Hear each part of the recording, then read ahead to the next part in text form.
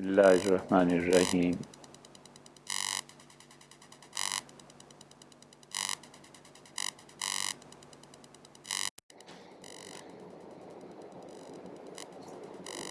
اللہ تعالیٰ کی سنت اور عادت یہ ہے جس میں کبھی تغیر واقع نہیں ہوتا،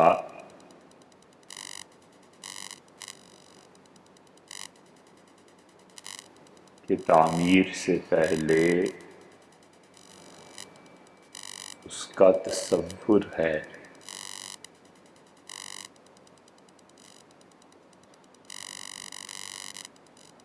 اور یہ اتنی اٹل حقیقت ہے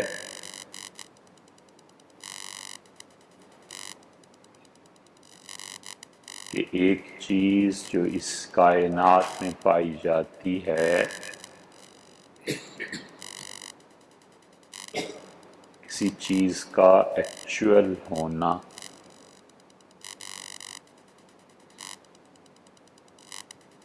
اور ایک چیز پائی جاتی ہے کہ اس کو ریئلائز کرنا۔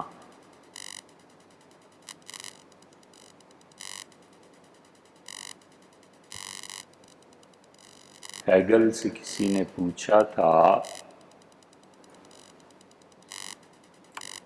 کہ تمہارے تمام فلسفے کا عروج اور انتہا کیا ہے؟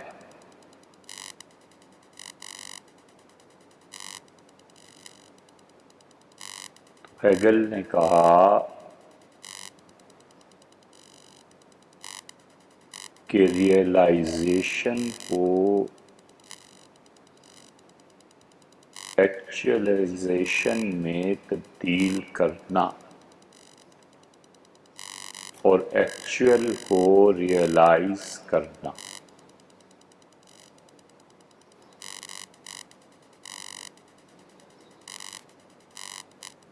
اور اس نے یہ کہہ کے اتنی بڑی چیز کا اعتراف کیا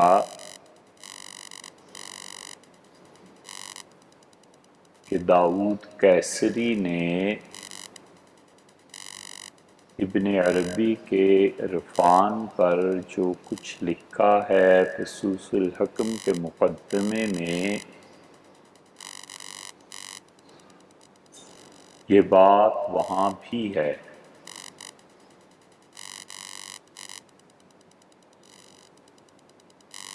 اور یہ بات ملا صدرہ کے ہاں بھی ہے، اور یہی بات باقر داماد کے ہاں بھی۔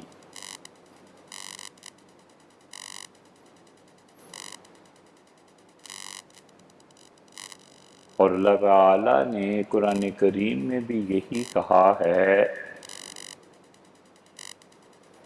کہ وَلَن تَجِدَ لِسُنَّتِ اللَّهِ تَبْدِيلًا،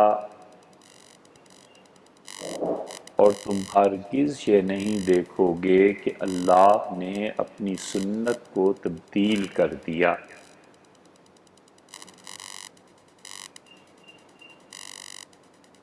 ایک جگہ فرمایا ہے کہ تبدیلی تو درکنار، وَلَن تَجِدُ لِسُنَّتِ اللَّهِ تَحْوِيلًا، تم یہ بھی نہیں پاؤ گے کہ اللہ کی سنت بدل گئی۔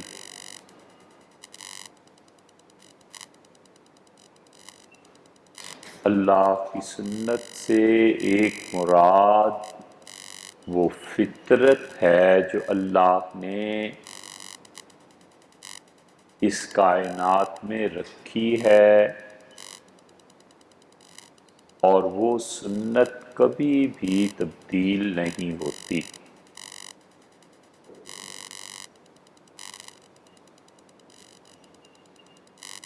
اس سنت میں جو اللہ کے ہاں سے جاری ہے، ایک اس کی شاخ وہ خدا کے دوستوں کے ساتھ مربوط ہے،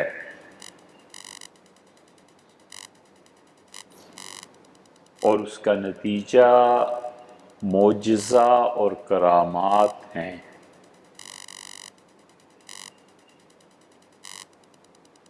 اور ایک اللہ کی سنت پوری انسانیت کے ساتھ جاری ہے، نہ اس سنت میں تبدیلی آتی ہے نہ اس سنت میں تبدیلی آتی۔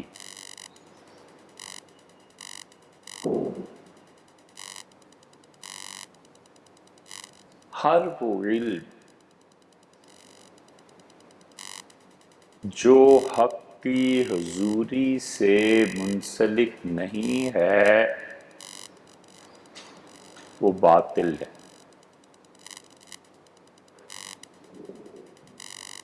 اور ہر وہ وجود جو حق کے وجود سے مستند نہیں ہے وہ معدوم۔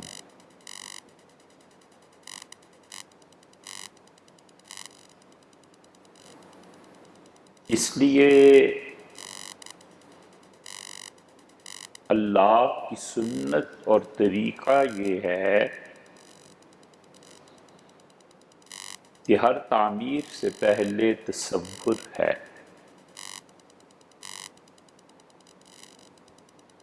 اور جو تعمیر تصور کے بغیر ہوتی ہے اس کا نصیب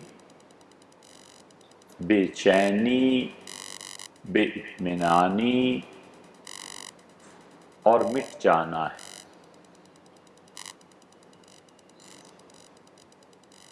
اس لیے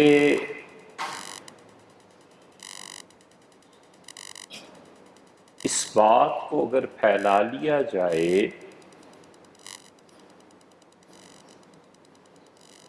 اور اسے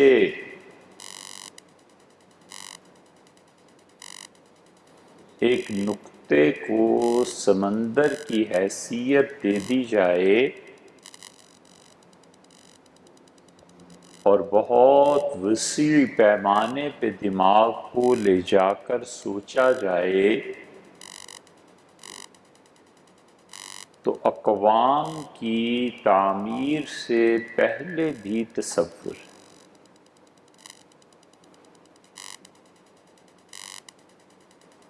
اور ناقص تصور کے نتیجے میں تعمیر ناقص ہے، اور کامل تصور کے نتیجے میں تعمیر کامل۔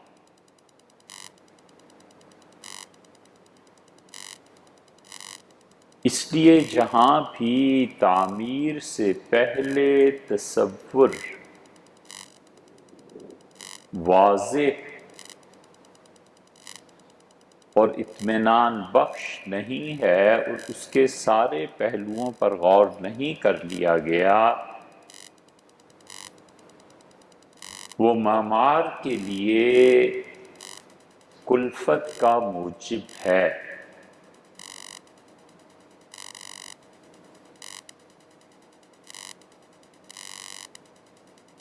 یہ ہیگل جو تھا بہت بڑا فلسفی تھا،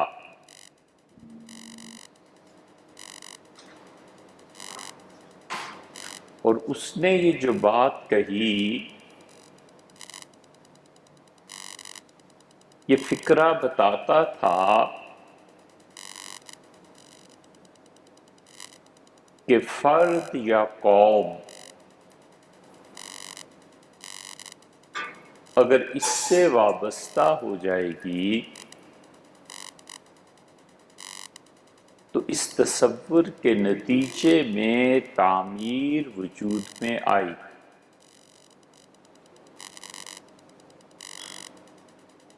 اور اہل نظر جانتے تھے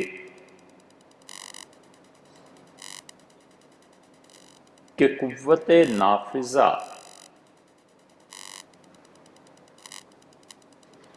جب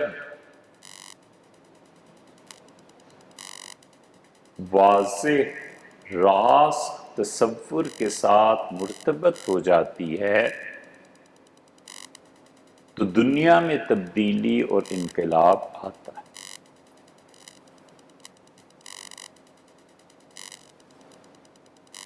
کم لوگ ان چیزوں کو سمجھتے ہیں، اس لیے یہ بھی خوشی اور ہمارے لیے اندر سے خوشی کا باعث ہے کہ یہاں آنے والوں کی تعداد دن بدن کم ہو رہی۔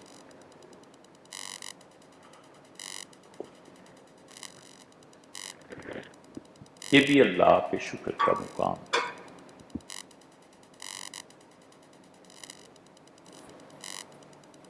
اس نقطے کو سمندر پہ پھیلا لیں۔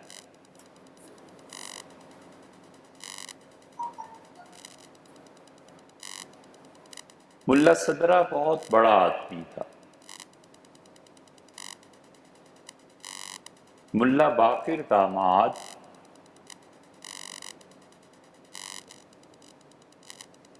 یہ اور ابن عربی رحمۃ اللہ علیہ کو تو کہنے ہی کیا،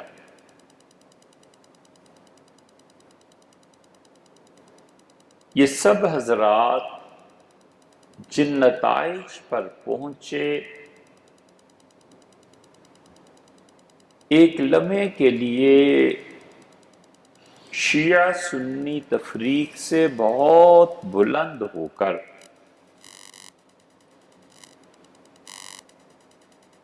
ان نتائج پر غور کیا جائے جہاں پر ان لوگوں کی رسائی اور سطح ان کی تھی۔ ملا صدرہ نے اور باقر داماد نے بہت سی چیزیں ایسی لکھی ہیں جن سے اہل السنہ کو اختلاف ہے، بالکل صحیح ہے، رہے گا، اور کوئی دنیا کا علم ایسا نہیں ہے کہ وہ نازل ہو اور اس میں سکم نہ پایا جائے۔ جتنے بھی علوم عقل انسانی کی پیداوار ہیں ان میں لا محالہ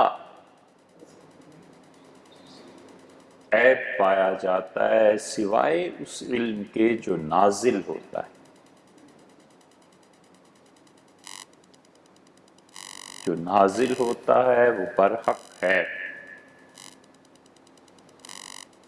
اور جس کا منتہا عقل ہے وہ بہرحال ناقص۔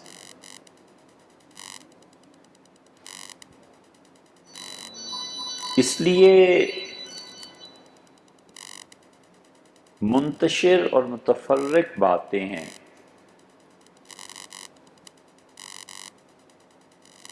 سمندر اتنا گہرا ہے کہ پیمائش کرنا دشوار۔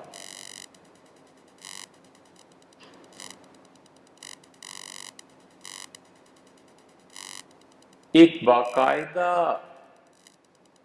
تصور ہے جس کے بعد تعمیر ہے۔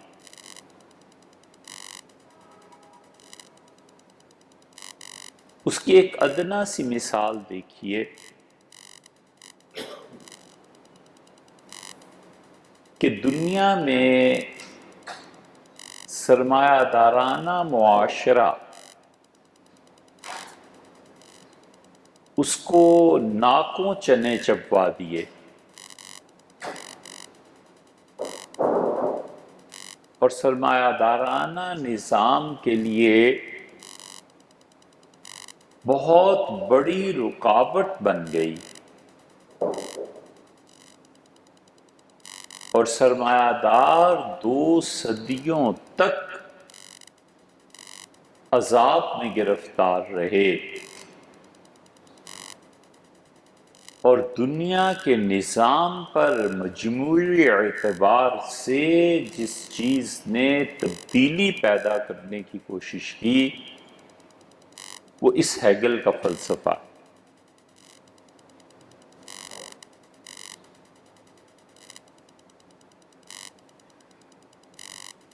اس لیے ایک تصور تھا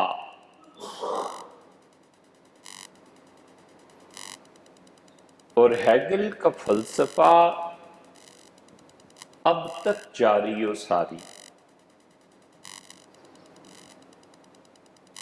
جرمنی جس نے کسی زمانے میں ہم سے قرض لیا، آج دنیا میں وہ معاشرہ ان کے ہاں ہے جہاں کی رعنائی کو دیکھ کر اچھے اچھے لوگوں کے تصور میں یہ آتا ہے کہ وہاں جا بسے۔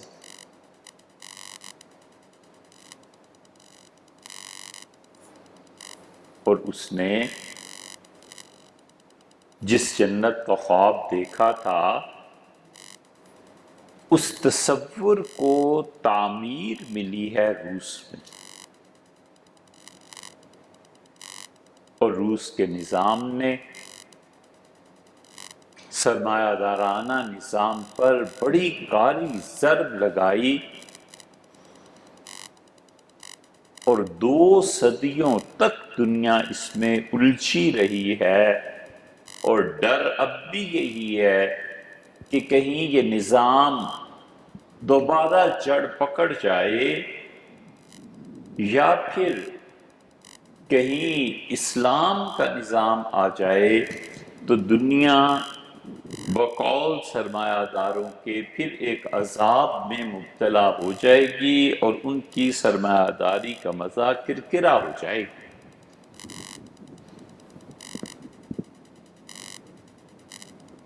کیونکہ وہ جانتے ہیں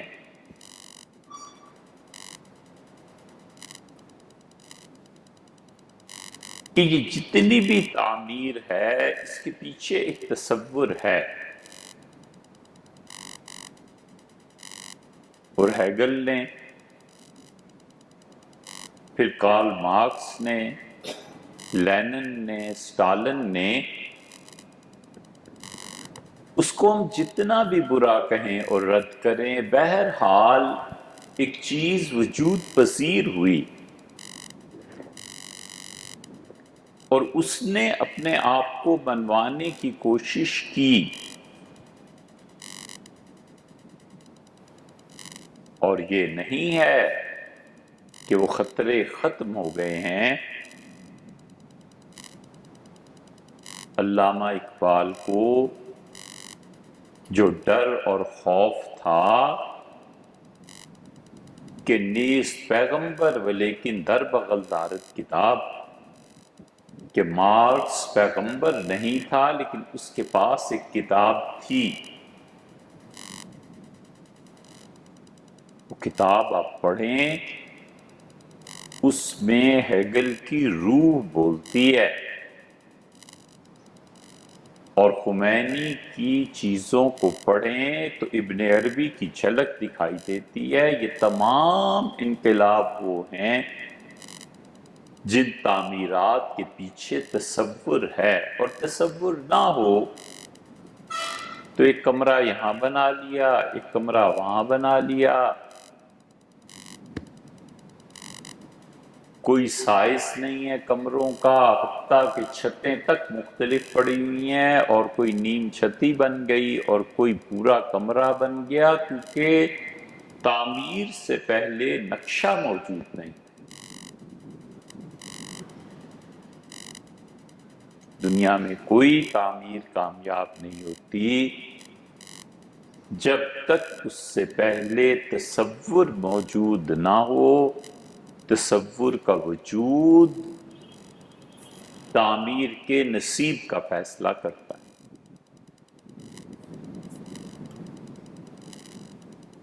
اسی لیے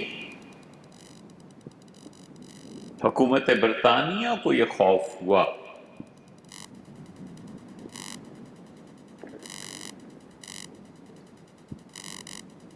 اور ان کا یہ خوف شاید 100 سال بعد یا اس سے بھی کم عرصے میں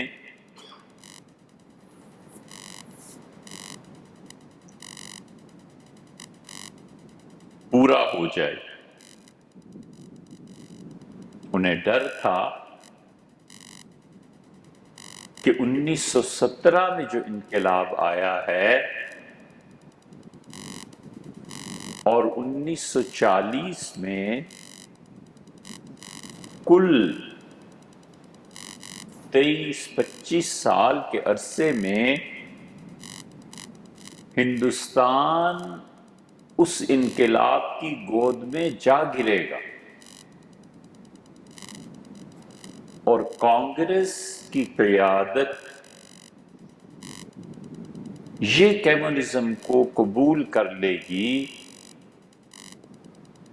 تو پورا ایشیا، چائنا، روس، بر صغیر، یہ پورے کے پورے اگر کمیونسٹ ہو گئے تو دنیا میں بہت بڑا بلاک وجود میں آ جائے گا، اور سرمایہ دارانہ نظام چلے گا کہاں، اور ڈیموکریسی جس کا ڈھونگ رچایا ہوا ہے یہ کہاں آئی؟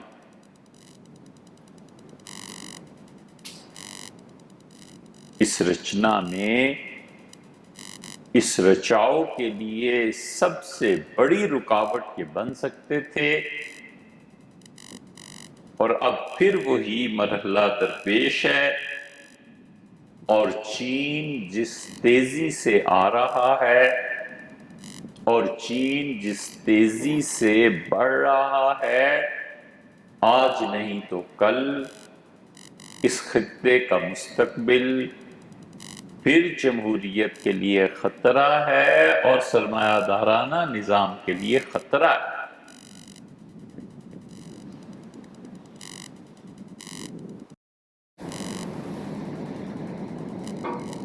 کہاں ہے اس جمہوریت کا قیام؟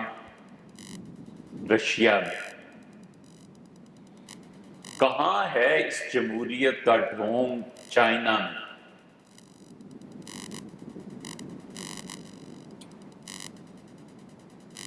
اور اب سالوں کی بات ہے بظاہر کہ ہم اس نظام کا حصہ بنیں گے، کیونکہ ہمارے ہاں افراد کا سیلاب ہے، اور جتنی بھی تعمیر ہے یہ تصور کے بغیر ہے۔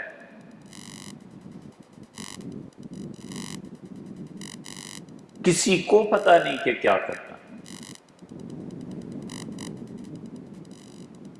سیاستدان ہیں، ان کے بھی پیچھے اصل قیادت ہے، ارباب بست و کشاد ہیں، وہ جانتے ہی نہیں ہیں کہ تعمیر سے پہلے تصور ضروری ہے، اور تصور جس دماغ میں آنا چاہیے اس دماغ کی قیادت ان کا نفس کر رہا ہے، علم نہیں کر رہا۔ جب خواہشات قوت مقتدرہ کی رہنمائی کرتی ہیں اور علم کی جگہ خالی ہو جاتی ہے،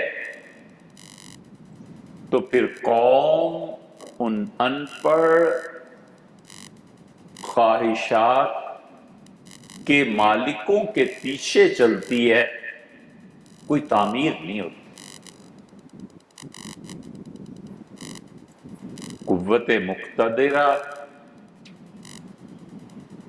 جس کے ہاتھ میں آئی، اس نے کہا ایک کمرہ یہاں بنا دو، جب وہ گزر گیا یا معزول ہو گیا تو اگلے آنے والے نے کہا اس کمرے کی دیوار یہاں سے توڑ کے یہاں دروازہ لگا دو۔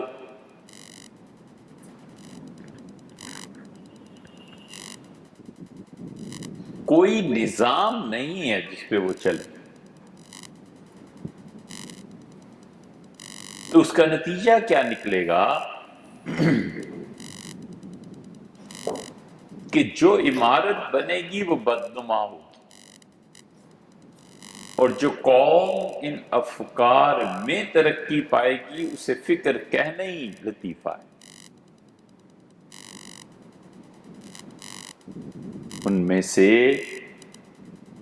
کسی بھی شخص کا وجود حق سے استناد پاتا یا کسی کا بھی علم حضور حق سے آتا، یہ تو بہت بہت بہت عروج کی بات ہے۔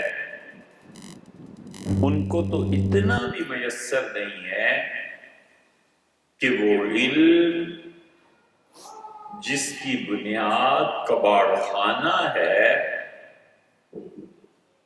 اس سے بھی تعلق چھوڑے۔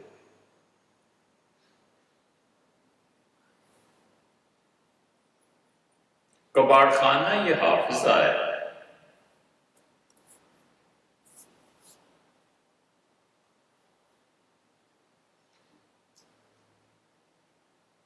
باشعور فرد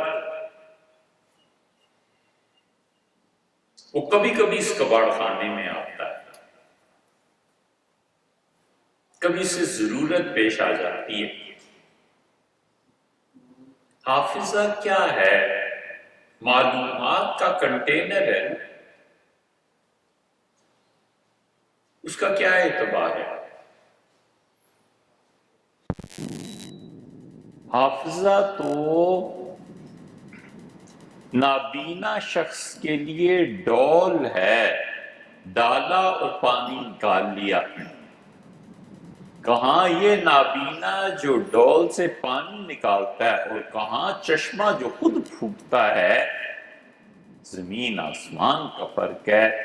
باشعور قیادت وہ خود سے چشمہ ہے، اسے کہیں جانے کی ضرورت ہی نہیں ہے۔ کہاں وہ اور کہاں یہ جو ہر لمحہ محتاج۔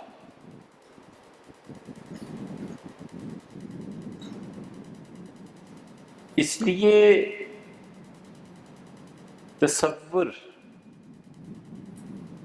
جب واضح ہوتا ہے تو وہ تعمیر کی طرف چلتا ہے، اور تعمیرات میں خاص طور پہ اگر اس میں مذہب کا رنگ ہو، تعمیرات میں اگر مذہب کا رنگ ہو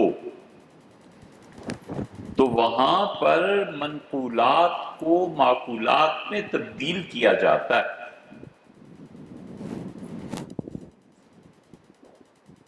اور اگر مردہ پن ہو تو پھر معقولات کو منقولات بناتے ہیں۔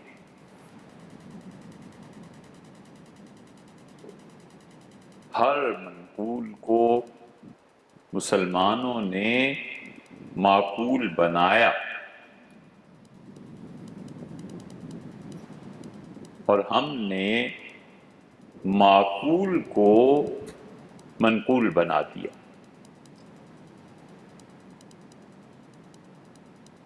ترقی کے دور کے مسلمات بدیہات الگ ہوتی ہیں، اور تنزل کے دور کی بدیہات اور مسلمات الگ ہوتی ہیں۔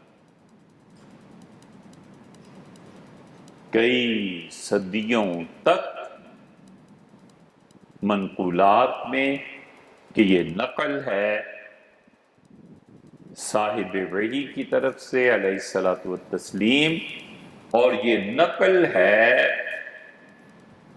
اللہ کی طرف سے۔ اس نقل کو عقل کے رنگ میں کیسے ڈھالنا ہے، اس نقل میں حکمت کیا ہے، اس دین کو ثابت کیسے کرنا ہے۔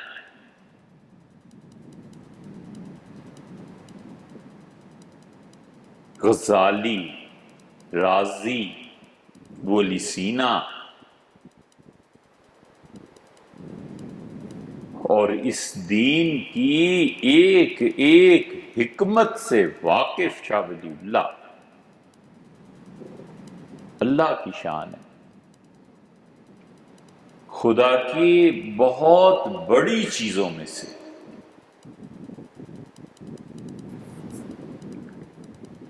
بحر الکاہل خشک ہو جائے، یہ اتنی بڑی اس کائنات میں تبدیلی نہیں جتنا شاہ ولی اللہ رحمۃ اللہ علیہ کا دہلی میں پیدا ہو جانا اتنی بڑی بات۔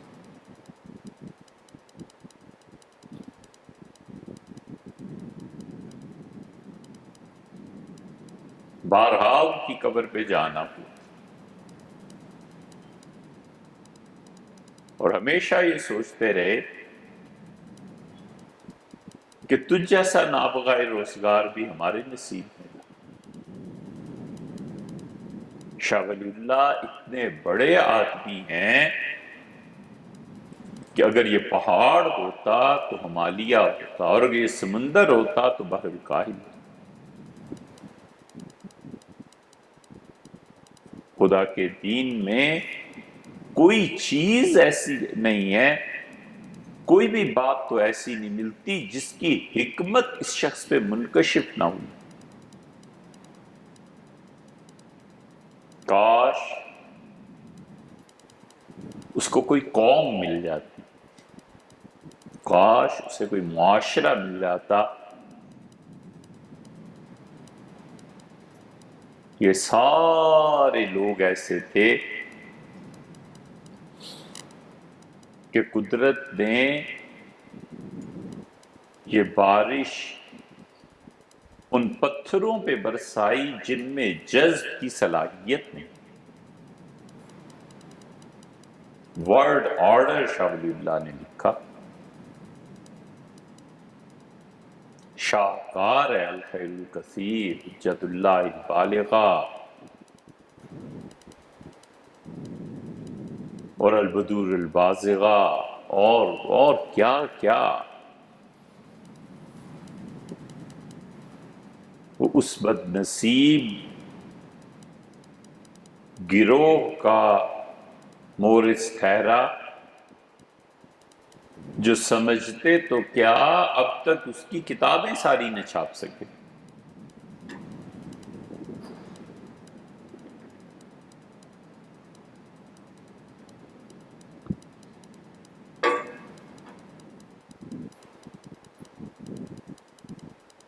سترہ سو کچھ میں ان کی پیدائش ہوئی اور 1761 میں ان کا انتقال ہو گیا ہے۔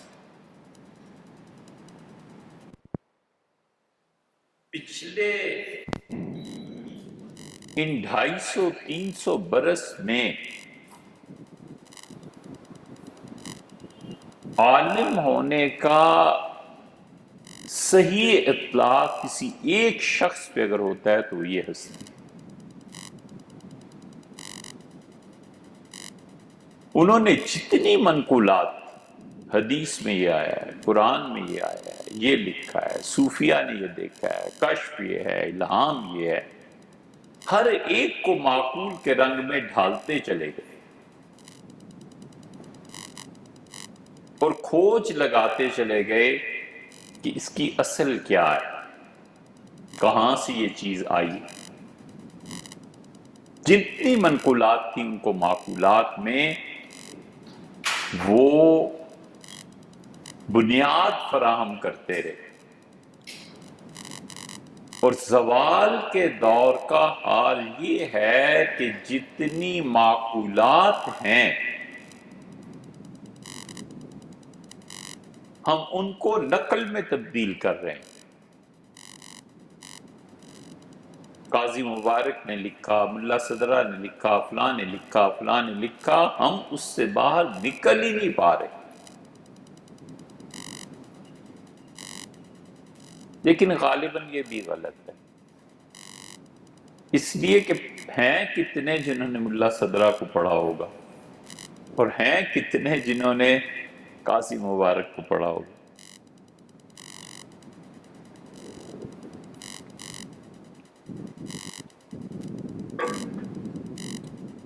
لیے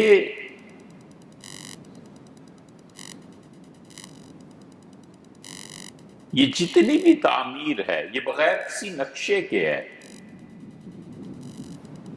یہ سیلاب ہے، جدھر اس کا رخ ہو گیا ہے بس چل رہا ہے۔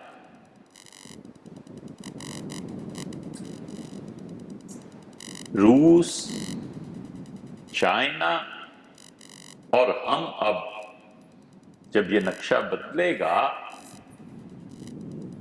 اور جب یہ جمہوریت کا ڈھونگ اور یہ ساری سیاست کی کایا پلٹے گی تو یہاں وہ نظام آنا ہے جس نظام کے تحت یہ باقی ریاستیں چل رہی ہیں۔ جب وہ چیزیں یہاں آئیں گی تو سرمایہ دارانہ نظام کو اپنے وجود کی فکر اب بھی لاحق ہے، تب بھی ہوگی۔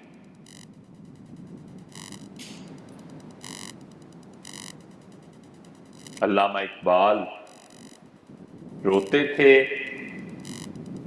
کہ یہ کمیونزم اور یہ خطرات اور یہ چیزیں، اور انہوں نے ابلیس کی مجلس شورا اور یہ سب چیزیں ان کی پڑھنے کے قابل انہوں نے تحریر کی۔ اگر اب ہوتے تو وہ دیکھتے کہ مارکس سے کہیں زیادہ 100 گنا بڑا خطرہ اب ہے،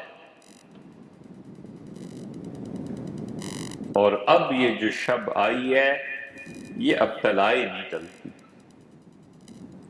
اور یہ اب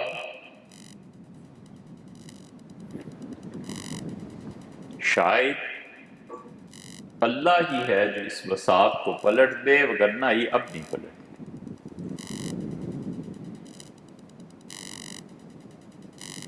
اور یہ جب بڑھے گی اور جہاں غربت ہے ان کو اپنے قبضے میں لے گی،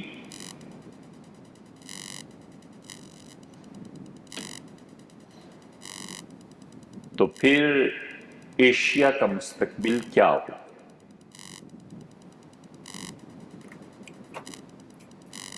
اس لیے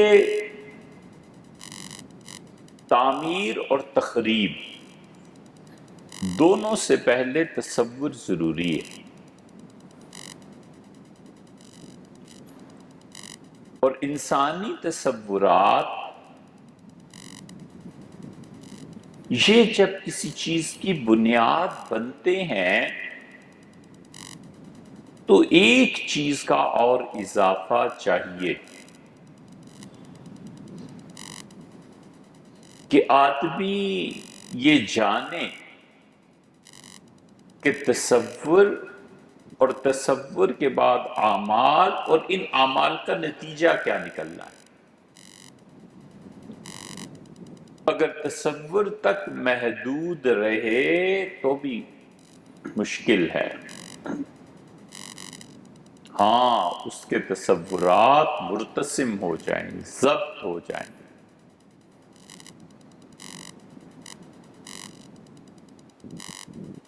فیثاغورس تھا، افلاطون تھا، ان لوگوں کے نظریات لکھے گئے اور ان لوگوں کے نظریات متحجر ہوئے۔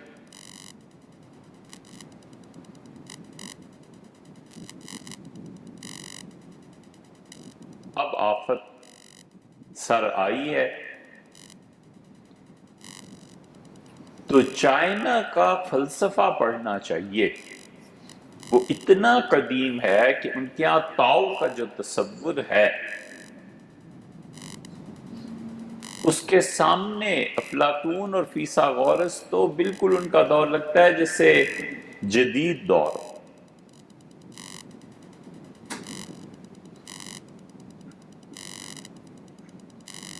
انہوں نے ان تصورات کی بنیاد پر انقلابات برپا کی۔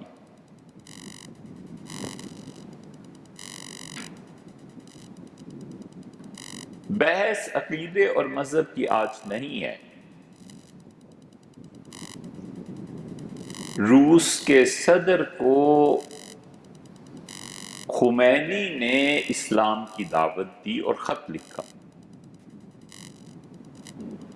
اور انہوں نے جو خط لکھا ہے اس میں انہوں نے ابن عربی رحمۃ اللہ علیہ کا ذکر کیا ہے اور لکھا ہے کہ آپ اسلام کو سمجھیں، اور اگر آپ کو کوئی دشواری پیش آئے تو ابن عربی رحمۃ اللہ علیہ کا جو فلسفہ اور جو چیزیں ہیں ہم آپ کو وہ سمجھانے کو تیار ہیں۔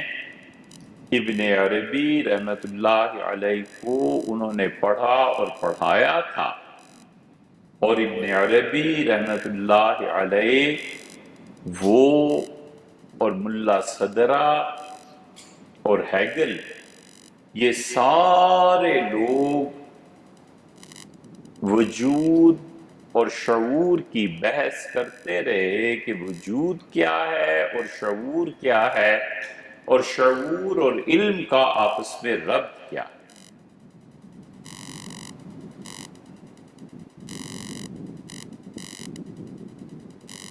اور جتنی راہیں انہیں میسر آئیں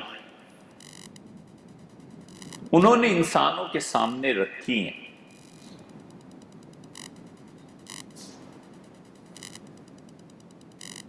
اور پھر ان میں ایک بڑی ہستی امام غزالی رحمۃ اللہ علیہ کی آئی۔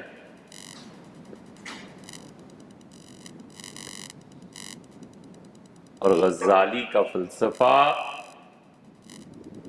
دو جملوں میں اگر کہیں تو انہوں نے یہ فکر دی کہ علم جب بھی دو لختی ہوگا تباہی پھرے گی۔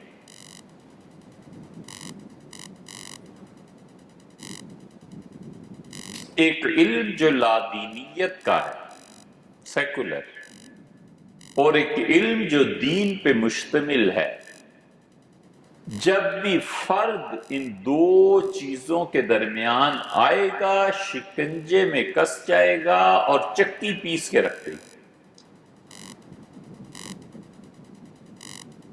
یہ خلاصہ ہے امام غزالی کی فکر کا، اور ابن عربی رحمۃ اللہ نے بھی ایک جگہ لکھا ہے، اور ہمیں یہ شعور ہے ہی نہیں کہ ہم اس چکی میں پس رہے ہیں۔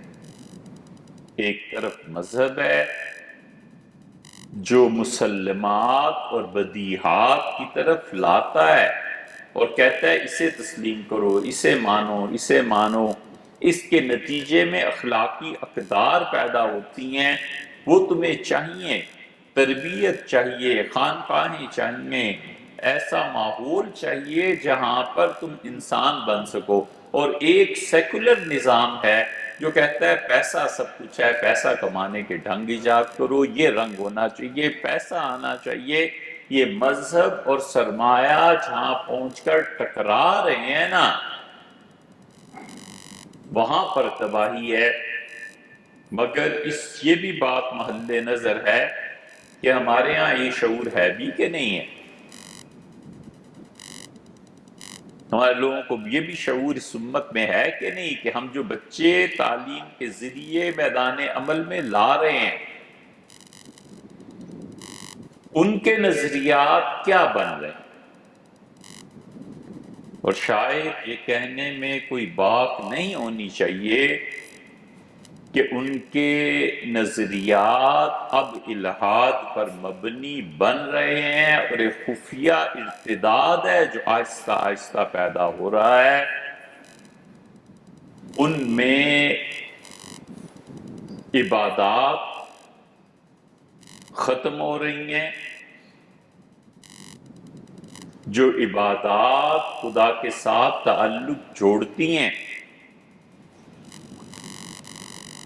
اور فکر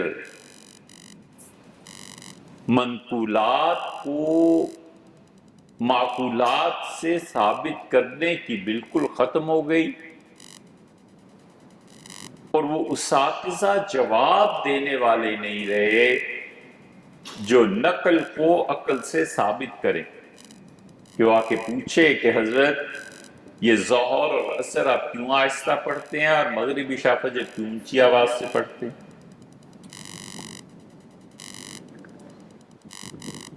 کوئی آ کے پوچھے کہ یہ آپ صفا اور مروہ کے درمیان دوڑتے کیوں ہیں؟ یہ سب منقولات ہیں. اور کوئی پوچھے کہ ایران، فارس، یہ سب لوگ بہت اطمینان سے زندگی بسر کر رہے تھے، آخر آپ کو سوچی کیا تھی کہ اٹھ کے ان کو ماریں اور ان کے ملک فتح کریں؟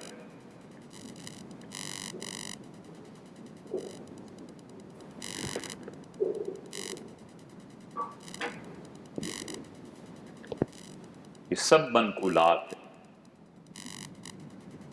ان کو معقولات میں ڈھالنا اور جواب دینا وہ ختم ہو گئے. اور اس کے نتیجے میں جو عدم اطمینان پیدا ہو رہا ہے وہ عدم اطمینان ایمان کے رسوخ میں رکاوٹ ہے. اور جو ایمان راسخ نہیں ہے تو عبادات نہیں ہے. اور اسی کا پہلو ہے کہ حضرت رسالت پناہ صلی اللہ علیہ وسلم کی ہستی کا اعتبار اٹھ رہا.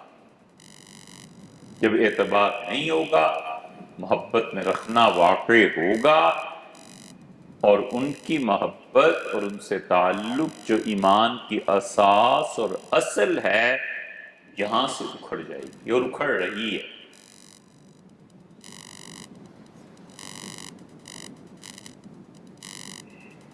یہ وہ زہر ہے جو پیے چلے جا رہے ہیں، اور ادراک ہی نہیں ہے کہ جڑیں کیسے کھوکھلی ہو رہی ہیں، جڑوں کو کیسے کیڑے نے اپنی گرفت میں لے لیا ہے. اور اسی لیے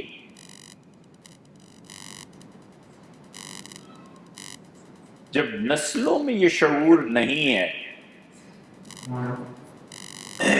تو وہ اپنی آئندہ نسل کو ان جگہوں اور ذرائع سے کاٹتے ہیں جہاں سے یہ شعور حاصل ہوتا ہے.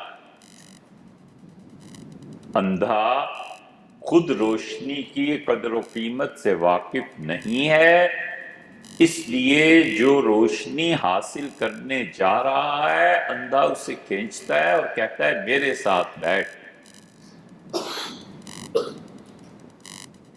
کہتے ہیں کہ دلی میں ایک شخص پاگل ہو گیا تھا، اور پاگل پنا بھی اس کا تھا بہت پڑھنے کے بعد. یہ بہت پڑھ لکھ کے بھی پاگل ہو جاتے ہیں.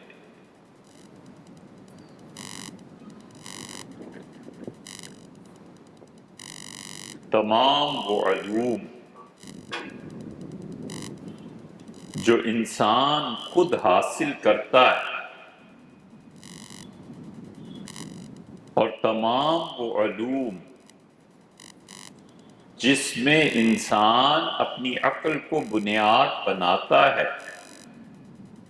ان سب میں نقص ہوتا ہے جب تک اس کے ساتھ وہ علم نہ ہو جو وحی سے نازل ہوتا ہے. آدمی کہیں بھی پہنچ کے بہک جاتا، وحی کنارے باندھتی ہے علم.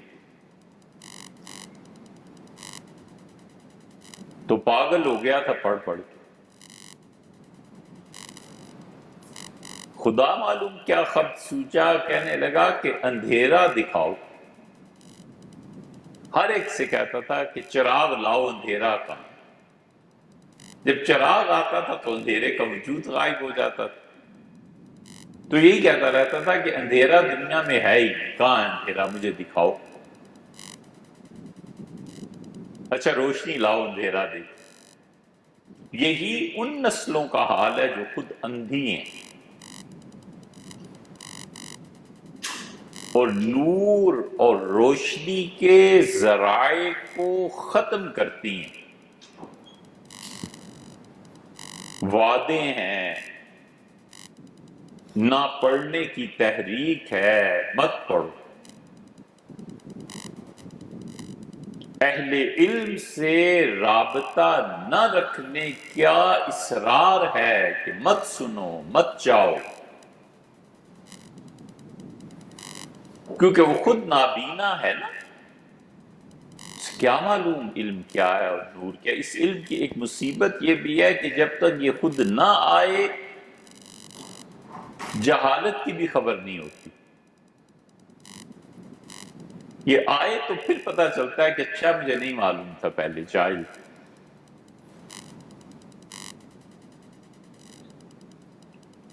اس لیے تصور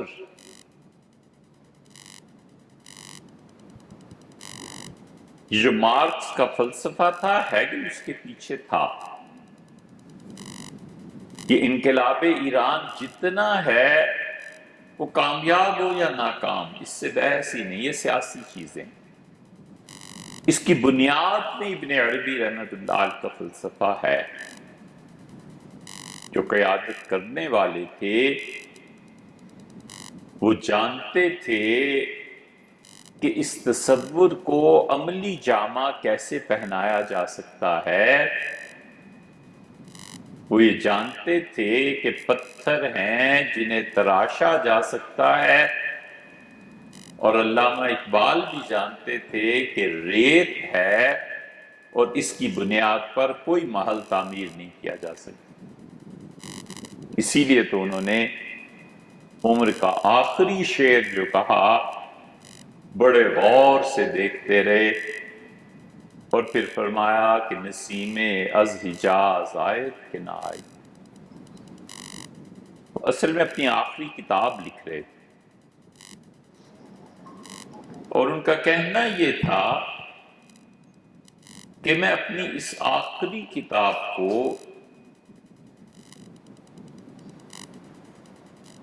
حضرت رسالت پناہ صلی اللہ علیہ وسلم کے سامنے پیش کروں گا۔ آخری بائیمانہ کہ اب ہم کہتے ہیں، اور ان کا خیال تھا کہ وہ روضہ مبارک پہ جا کر اس چیز کو سنائیں گے۔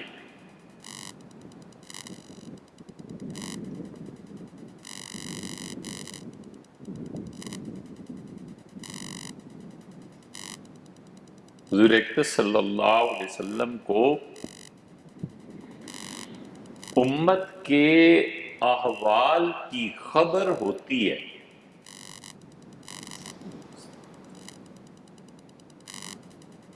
بتایا جاتا ہے،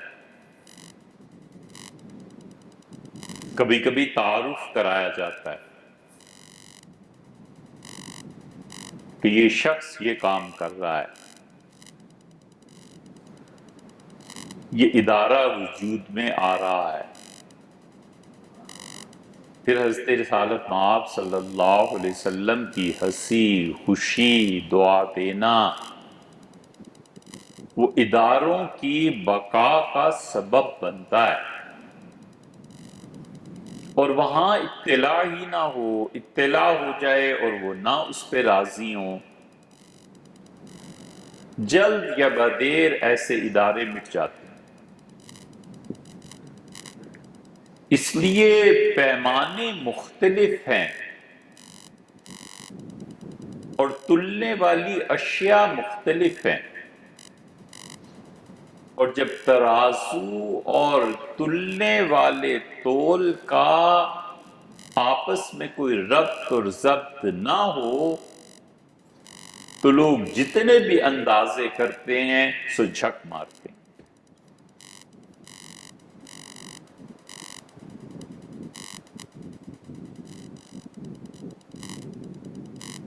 سب غلط ہو جاتا ہے۔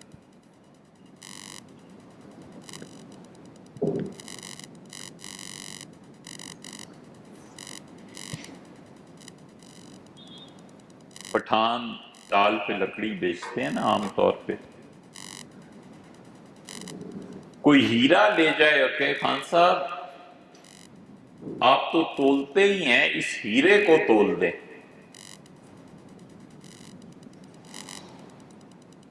تو دیکھنے والے کا پورا حق بنتا ہے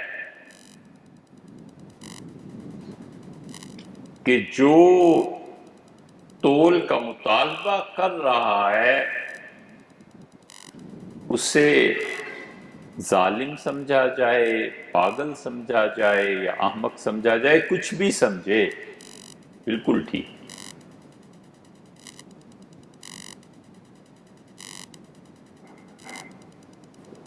اس لیے جس فرد یا قوم کی تباہی دیکھتی ہو نا،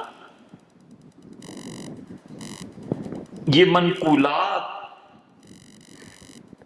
اس میں بھی بغیر فہم کے چلتے ہیں۔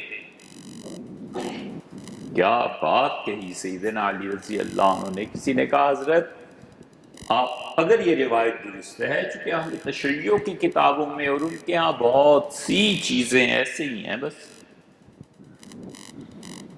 اس لیے نہیں ہے کہ ہم چونکہ اہل سنہ میں سے ہیں، اس لیے کہ کتابیں اٹھا کر دیکھیں نا، پڑھیں تو پھر اندازہ ہو جاتا ہے۔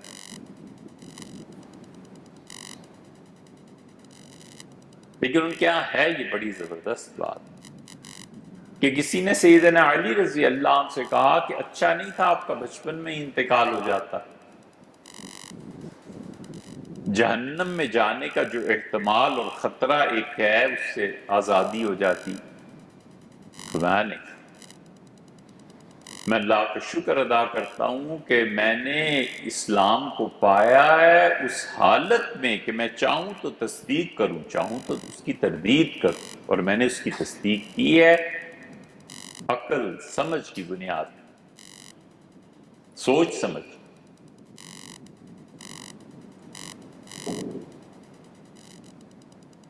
تو منقولات بھی بغیر سمجھے ان کی طرف دوڑنا، حالانکہ صحیح بات کو بھی سمجھنے کی ضرورت ہوتی ہے تاکہ عمل کرے۔ وَلَكِنْ لِيَطْمَئِنَّ قَلْبِي، اور اس نے کہا ہے پروردگار دل کا اطمینان چاہیے، وہ خبر سے تجربے تک کا سفر طے کرنا چاہتا تھا۔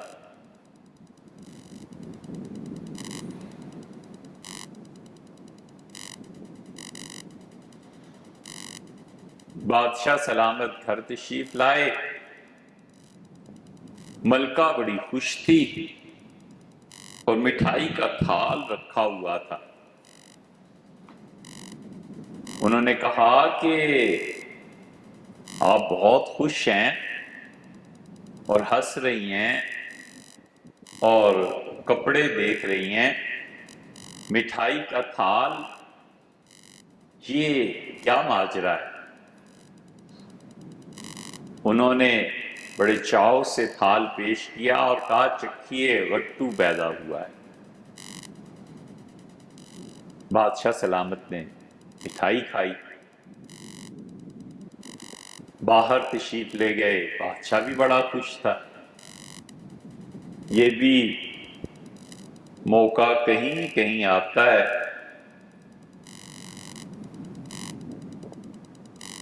کہ تیوری پہ بل نہ ہو اور خوشی کی کوئی کیفیت ہو، ورنہ بڑی سے بڑی اچھائی بھی ان کے ہاں جا کے رد ہو جاتی ہے۔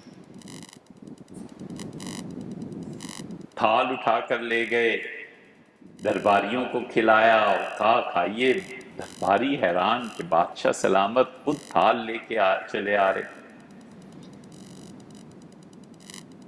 انہوں نے کہا حضور والا آج بہت خوش ہیں اور بالکل بے وقت آنا ہو گیا کہ دربار تو ختم ہو گیا تھا اور ہمیں پھر طلب کیا گیا، کہا مٹھائی کھاؤ۔ سب نے کھائی اور کہا کہ اس کا سبب، تو فرمایا غٹو پیدا ہوا۔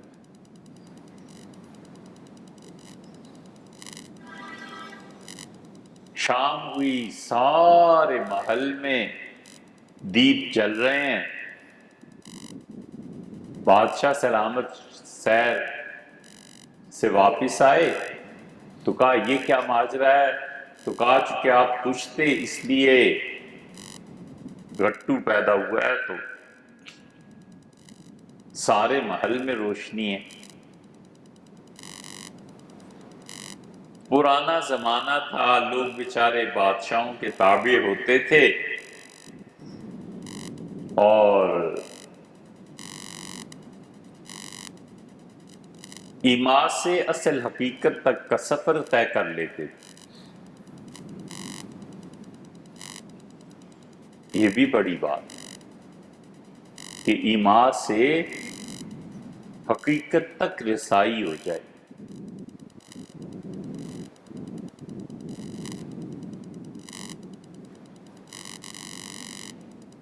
ہوتے ہوتے شدہ شدہ شہر میں مٹھائی تقسیم ہوئی۔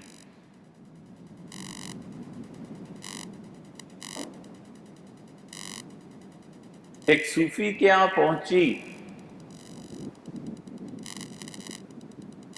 جھونپڑی میں دیپ جلایا کسی نے، تو انہوں نے کہا کہ تاریکی اچھی ہے، چھپاتی ہے، کیوں انکشاف کرتے ہو؟ انہوں نے کہا حضور سال میں برس بھر میں آج سارے شہر میں چراغاں پیدا ہوا ہے اور وہ مٹھائی تقسیم ہوئی، تو ان کا کیوں؟ یہ گھٹو پیدا ہوا۔ میں نے کہا یہ گھٹو کیا چیز ہوتا ہے؟ پھر تو ہمیں بھی معلوم نہیں۔ اب سفر الٹا شروع ہوا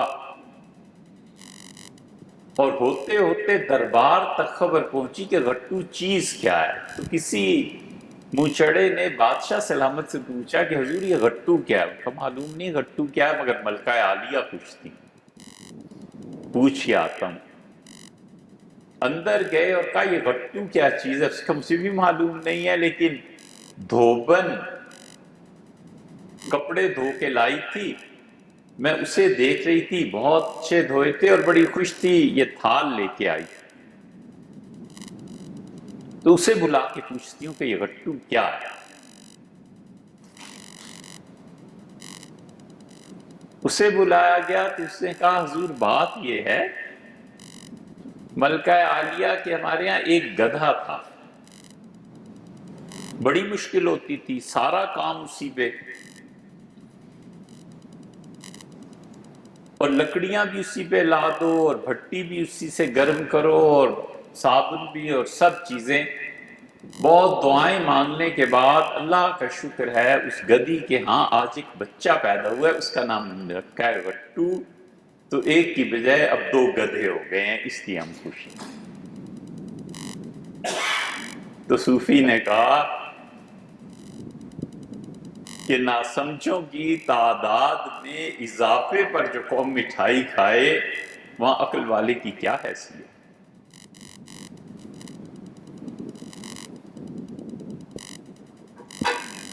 یہی ہوتا ہے۔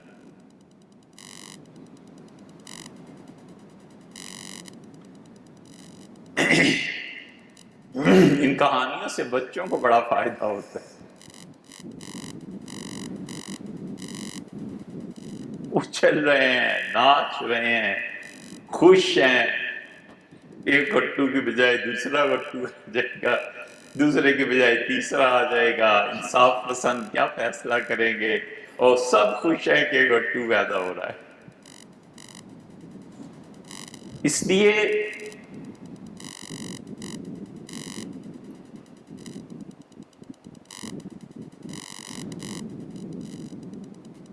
نابینا شخص نور کی قدر و قیمت نہیں پہچانتا،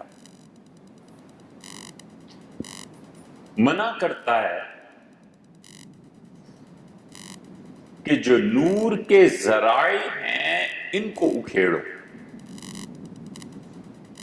جہاں شعور میں اضافہ ہوتا ہے اس جگہ پہ مت جاؤ۔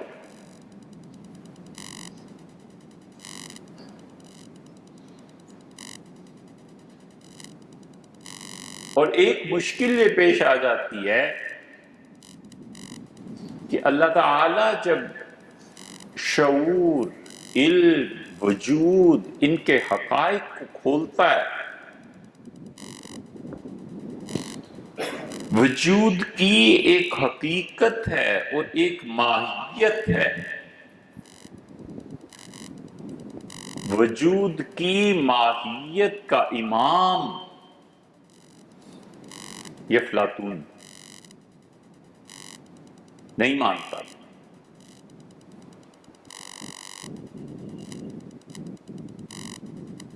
وہ قائل ہی نہیں تھا اس بات کا.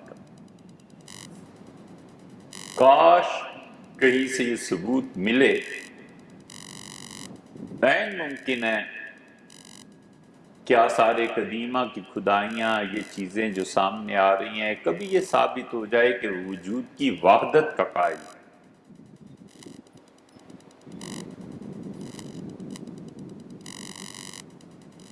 اور وجود کے تعدد پر بحث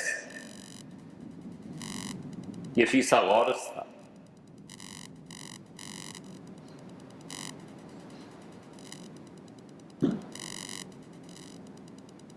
ابن عربی اور صاحب مثنوی مولانا روم رحمہ اللہ یہ وجود کی وحدت کے قائل ہیں اور بحث کرتے ہیں کہ ایک واحد ون موجود ہے یا وجود ہے.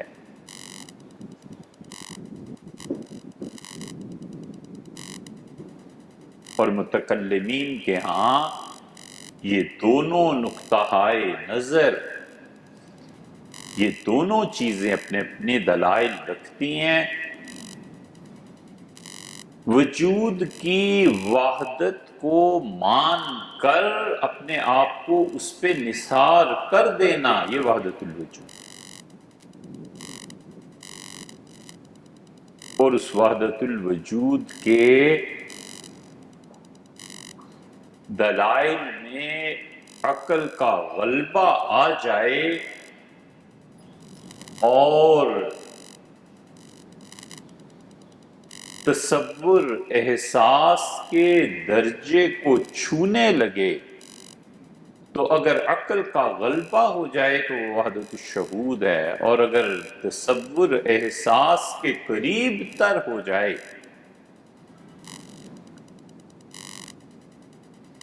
تو یہ وحدت الوجود ہے. اور یہ چشتیوں کا خاصہ ہے. یہ جو 12 تسبیح اور یہ ذکر اور اذکار کرتے ہیں اور اللہ کی محبت اتنی غالب آ جاتی ہے کہ وہ چاہتا ہے کہ کوئی وجود ہو اور اس سے لپٹ جائے اور کوئی پاؤں ہو جہاں پر وہ اپنا سر رکھ دے اور کوئی آستانہ ہو جہاں پر جا کے چوکھٹ پہ سجدہ کرے. یہ اس کا مطلب یہ ہے کہ اس کو خوشبو محسوس ہونے لگی ہے چشتیوں.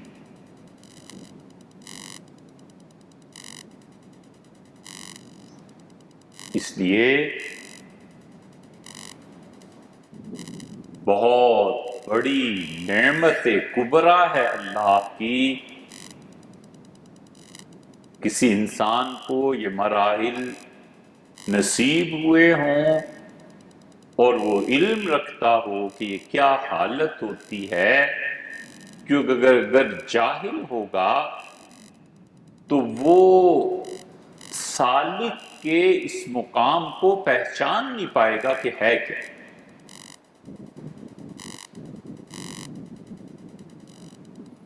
اور اگر صرف عالم ہوگا اور خود گزرا ہوا نہیں ہوگا تو عین ممکن ہے کہ تجسیم کا تصور کر کے سالک کو ہٹا دے کہ کفر کر رہے ہو. معاذ اللہ استغفر. یہ نعمت کبریٰ یہ شاہ ولی اللہ رحمۃ اللہ علیہ کو حاصل. خیر تو امام تھے بہت سے لوگوں کو حاصل.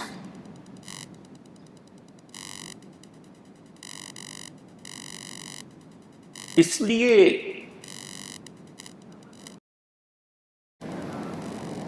وجود شعور علم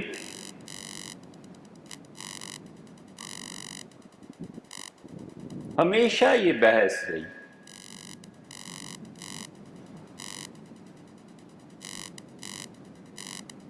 کہ وجود کا شعور سے کیا تعلق ہے اور علم سے کیا تعلق ہے۔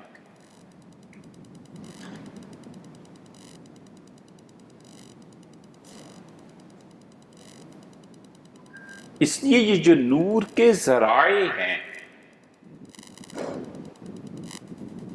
ان سے باپ اولاد کو منع کرتا ہے۔ وہ ایسی ماں کی طرح ہے جو اپنے بچے کو زیادہ پڑھنے نہیں دیتی اور کہتی ہے پڑھو نہیں، زیادہ پڑھو گے تو دماغ کمزور ہو جائے گا۔ یہ اب تک پائی جاتی کہ زیادہ نہ پڑھا کرو، دماغ کمزور ہو جائے گا۔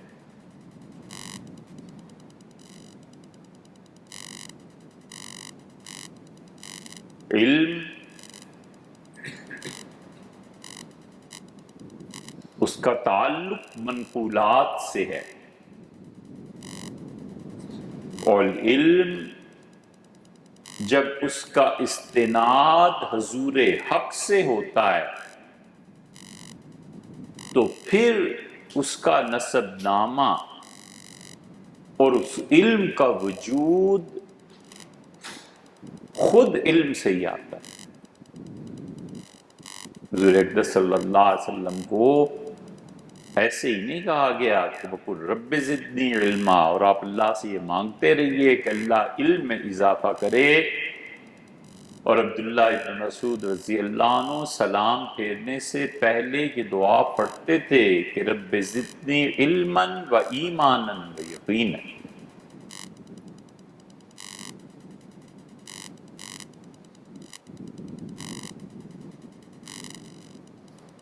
مولانا عبید اللہ سندھی گئے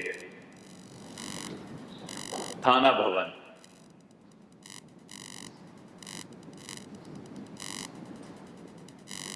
حضرت تھانوی رحمۃ اللہ سے ملے اور کہا حضرت فلسفہ پڑھا دیجئے، فلاں فلاں کتاب پڑھا دے۔ تو حضرت نے فرمایا کبھی آپ ہماری جوانی کے زمانے میں آئے ہوتے تو ہم آپ کو پڑھاتے، اب تو ساری اصطلاحات بھی بھول گئی۔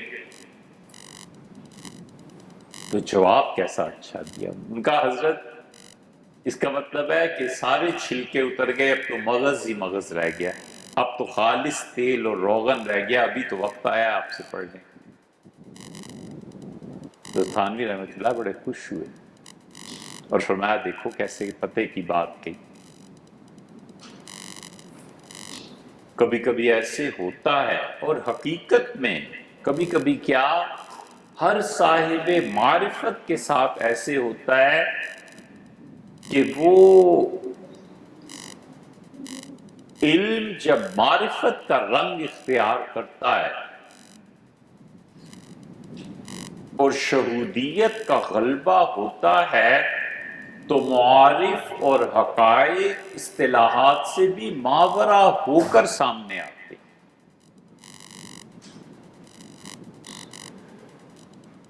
خاص طور پہ جو امی ہوتے ہیں بزرگ،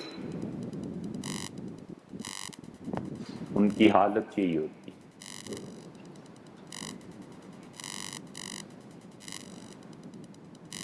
ملا عبد الرزاق صاحب رحمۃ اللہ علیہ بہت تھوڑے پڑھے ہوئے تھے، ان کی قبر ہم نے دیکھی ہے۔ اب بھی ایک مسجد، چھوٹی سی مسجد، اتنی چھوٹی مسجد ہے کہ چند صفیں بھی نہیں بنتی، اسی کے باہر ان کی قبر ہے۔ باہر کیا وہ احاطہ ہی ہے، بس احاطہ بھی کیا، بالکل تھوڑی سی جگہ۔ یہ درس نظامی جنہوں نے شروع کیا تھا ملا نظام الدین رحمۃ اللہ علیہ، مشہور یہی ہے، اس کی ایک الگ تاریخ ہے کہ یہ کیسے بنا ہے۔ یہ جو ہم پڑھتے ہیں یہ درس نظامی تھوڑا ہی ہے، یہ تو دلی کالج کا نصاب ہوتا تھا کبھی۔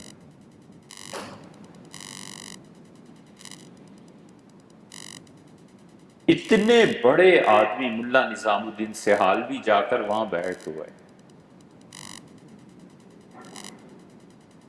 لوگ حیران پریشان کہ اتنا بڑا آدمی، اپنے زمانے کا اتنا فاضل، اور گیا بھی تو کہاں گیا؟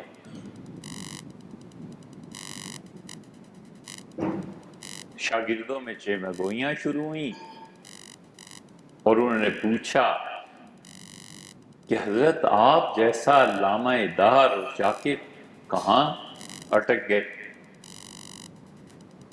تو انہوں نے کہا میاں آدمی جہاں اپنا نفع دیکھتا ہے وہیں جاتا ہے، تمہارا میرا تعلق علم کا، پڑھنے پڑھانے کا، پڑھو، تمہیں میری اس بات سے کیا غرض ہے؟ لیکن وہ پیچھے پڑ گئے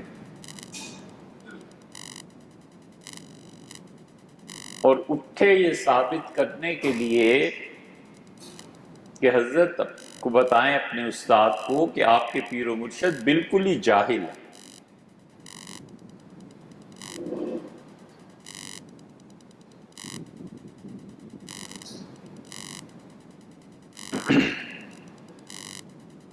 اور جا کے پرچہ ایک دیا، بہت مشکل سوالات پہ مشتمل۔ عبدالرزاق صاحب رحمۃ اللہ علیہ کو کہا حضرت اس کے جوابات چاہیے، انہوں نے کہا بھی مجھے تو آتا نہیں، میں تو پڑھا لکھا نہیں۔ اب انہوں نے انہیں بنانے کے لیے اصرار شروع کیا کہ نہیں نہیں، آپ تو ایسے، آپ تو اچھے، آپ تو ایسے پڑھے لکھے۔ حضرت کوئی جواب، بیچارے تنگ ہوئے، فرمانے لگے اچھا کل آنا میں جواب۔ طالب علموں نے بھی مسجد کو گھیرے رکھا کہ کہیں کسی سے پوچھنے نہ چلے جائیں، کوئی آ نہ جائے۔ اگلے دن فجر میں انہوں نے سارے جوابات، ان کا یہ چیزیں۔ طالب علم حیران کہ اتنے مشکل سوالات فلسفے کے، اتنے اچھے جوابات جو ہمارے علم میں بھی نہیں تھے۔ تو انہوں نے کہا کہ حضرت یہ ہوا کیا، یہ آپ کو جوابات ملے کہاں سے؟ تو انہوں نے کہا یہ کوئی بڑی بات تھوڑی ہے، وہ فلاں تمہارا فلسفی جہنم میں جل رہا تھا، میں نے فرشتوں سے کہا کہ ذرا اسے مہلت دو، بچوں کو ان سوالات کے جوابات چاہیے، پوچھ لوں، تو وہاں سے سن کے تمہیں بتا دی۔ یہ عالم ارواح جو ہوتا ہے نا، اس میں زمان و مکان کی قید نہیں ہوتی۔ آج کا آدمی کبھی اس کی ملاقات ہوتی ہے اس آدمی سے جو کروڑ سال پہلے گزر گیا، اور آج کا آدمی ملتا ہے اس آدمی سے جس بچے نے آج سے 1000 سال بعد پیدا ہونا ہے، اور آج کا آدمی یہاں بیٹھ کے اس آدمی سے ملتا ہے جو دنیا میں، افریقہ میں کسی نامعلوم علاقے میں پیدا ہوا ہے۔ یہ سب ہوتا ہے عالم ارواح۔ یہ روحوں کی دنیا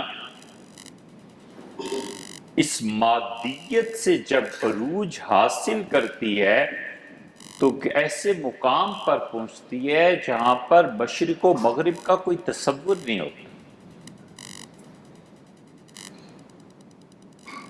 جہاں خود ٹائم کا احساس نہیں ہوتا کہ ٹائم کیا چیز ہے،